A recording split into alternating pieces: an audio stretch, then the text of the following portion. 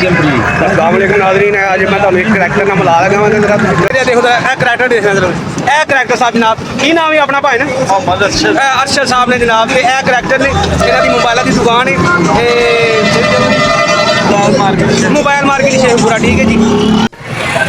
लो नाज़रीन असी ना शेखपुरे बद्दी चौक तो फैसलाबाद है जनाब जी साडा टूर है छोटा जिहा फैसलाबाद जाके फिर मिलने हैं जी ठीक है जी। लारी अड्डे जो बाहर आ रहे हैं बाहर मेन रोड के उत्ते ठीक है तो चलो आओ तुम फैसलाबाद की सैर करवा